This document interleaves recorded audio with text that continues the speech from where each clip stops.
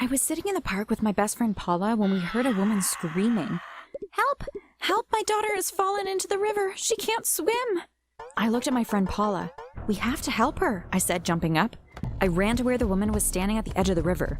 There in the water was a little girl about 3 years old. She was waving her arms in the air and crying. I could see she was starting to go under the water. Her mother was obviously in shock because she was just standing there doing nothing. I dived into the water and swam to the little girl. I grabbed hold of her just as she went under the water.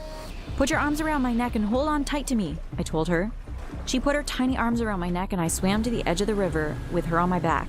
When we reached the bank, her mother came and pulled her out. "Oh my God, you saved my daughter's life," she cried. "How can I ever repay you?" "Well, I do need a job if you have one," I said jokingly. "Actually, we do. It seems like you're really good with children and we need a nanny if you're interested." "I'm definitely interested. But before I go on, make sure you like and subscribe and hit that notification bell. Then you're sure to land a dream job like mine too." The first day I started my new job with Annie and Stephen Harris, I was so excited. Annie had seemed so nice that day in the park. She couldn't stop thanking me for saving Abigail from the river. Annie had sent me her address and told me to be there at 9 a.m. As I walked down the street toward Annie and Stephen's house, I thought about how my life had changed. One day I had nothing, no job, no prospects, and then the next I had a fabulous job and a really good salary. My friend Paula just needed to find a job and then everything would be perfect. I walked up the long driveway to Annie's house. The house was enormous. It was the biggest mansion I had ever seen. I rang the doorbell. A few seconds later, the door was opened by Annie, smiling. "Good morning, Becky," she said. 2 cheeky faces were peeping out from behind her. One I recognized was Abigail. The other one was obviously her brother, Billy. "Hi, you two," I said and smiled at them both. "I'm Becky, and we're gonna have lots of fun together." We hit it off from the first day. The kids were adorable. I really couldn't believe how lucky I was. After work, I went to Paula's house. I told her all about my new job. "I can't believe how lucky I am," I said. "I have a job that I love doing, and the salary is amazing." "Yes, you are very lucky," said Paula. I looked forward to going to work every day. My bosses were both really kind to me, and the kids were so well behaved. It really didn't feel like work. They had a swimming pool in their garden, and on a hot day, the kids and I just spent all day around the pool. That was one of the first things Annie asked me to do. "We want you to teach Abigail and Billy how to swim," she said. As she said it, her face looked sad. I knew she was thinking back to the day that Abigail had fallen into the river. "Don't worry," I told her. "I will soon have them both swimming like professionals." The summer days went by in a flash. Soon it was September and the days were getting colder. I knew there wouldn't be any more swimming for a while. We began to spend our time inside the house playing hide and seek, painting, or playing board games. It was after a day of painting that things began to change. I had sat Abigail and Billy down in the kitchen with a glass of chocolate milk each, and told them to be good whilst I cleaned up all the paint things in the room. But when I went back into the kitchen, I couldn't believe what they had done. They had thrown their chocolate milk everywhere. It was dripping down the walls, and the carpet was covered in it. "What have you done?" I shouted at the kids. "Look what a mess you've made." They just stood there and laughed at me. "Now you'll have to clean it up before Mummy sees it," said Abigail. "Yes, or you will be in big trouble," said Billy. I told them to go up to their rooms, and then I cleaned up the mess. I had no idea what had gotten into them. They had never misbehaved like that before. I hoped that it was a one-off, but sadly it wasn't. From that day on, things went from bad to worse. They did everything they could to make my life miserable. I couldn't understand what could have happened to make them treat me so badly. I decided that I would have to have a talk with them. The next morning, when Annie and Stephen had left to go to work, I sat the kids down in the lounge. "I need to talk to you two," I told them. "I want to know why you are being so naughty." "Mummy told us to do it," said Abigail. "I'm sure Mommy wouldn't say that. Come on now, tell me the truth." "It is the truth," shouted Billy. "Mommy told us to be mean to you." Why would Annie do that? I thought to myself. The rest of the day passed by, and eventually Annie came home from work. When she came into the house, I went to speak to her. Excuse me, Annie," I said. "Can I speak to you about something, please?" I told Annie what the kids had told me, what she had said to them.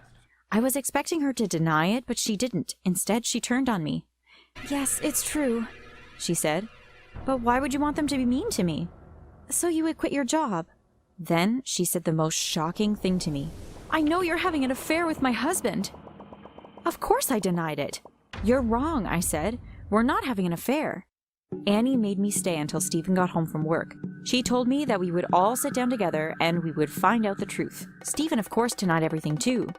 "I'm not having an affair with Becky," he said. "Why would you even think that?" Annie told us that she had noticed that every time it was my day off from work, Stephen was nowhere to be found. She said that when she tried to call him, his phone went straight to voicemail. "I know you two have been meeting up on Becky's day off," she said. Stephen told her that she was imagining it. It took us a while, but we finally managed to convince Annie that we weren't having an affair. Annie left to go to the kitchen, and Stephen walked with me to the front door. "Phew, that was close," he whispered to me. "I thought she was definitely going to find out what we've been up to." "I know," I said. "I don't know if we're going to be able to keep it a secret for much longer." "We have to," whispered Stephen.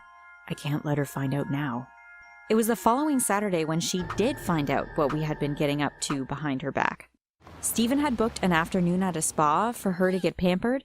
We needed her out of the way so that we could have the house to ourselves. It was just after 6 o'clock when she walked into the lounge.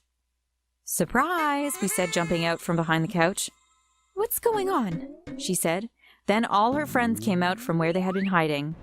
"Happy birthday, Annie," we all shouted. Stephen took Annie in his arms. "This is what Becky and I have been doing on our day off," he said. "We've been organizing your surprise birthday party. You know I love you. I would never cheat on you." Annie looked at me and smiled. "I think I owe you an apology, Becky," she said. "No need to apologize," I told her. "Come on, you have a birthday cake to cut." After the party, things went back to normal at work. Annie told the kids not to be mean to me anymore, and they went back to being the cute, adorable kids that I had first met. Everything was fine for about a month, but then one morning I walked into Annie's bedroom and saw her standing there looking shocked. "I can't believe I trusted you," she screamed at me. "What are you talking about?" "I was right all along. You're having an affair with my husband." "No, I'm not," I shouted. "I found your underwear in Stephen's wardrobe." She showed me the underwear she was holding in her hand. "See, it has your name on the label." She was right. It was my underwear, but I had no idea how it had gotten into Stephen's wardrobe. I told Annie that I knew nothing about it. "Well, I have one way to prove it. You didn't know I installed CCTV in the house so that I could catch you out." "Come on then, I'll watch it with you," I said confidently. Annie and I went downstairs to her office and she switched on the video player.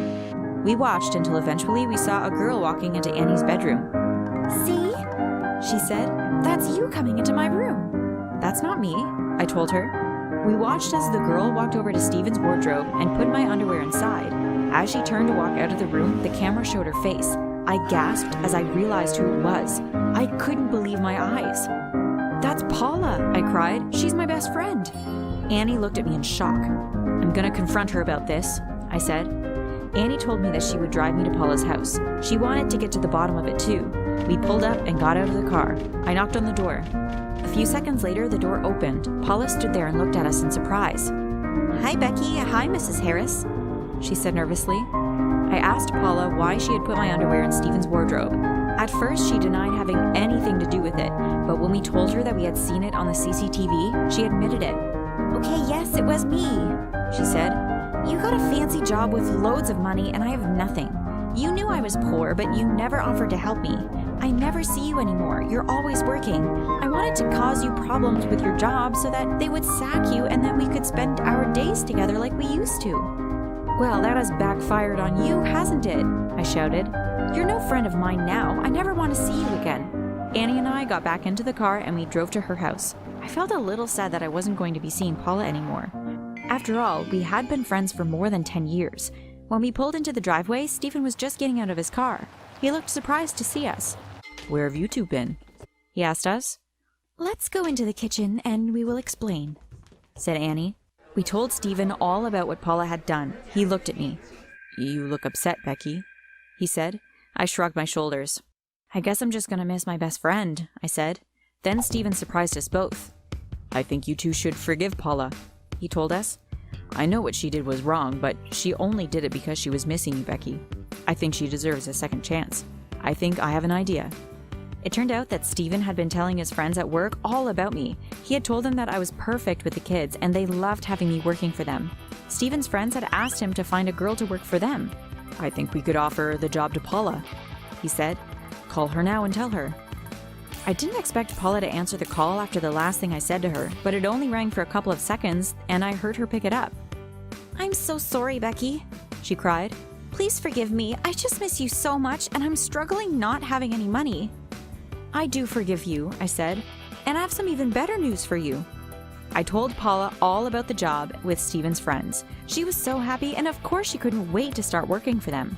Finally, we both had our dream job, and more importantly, our friendship was still intact.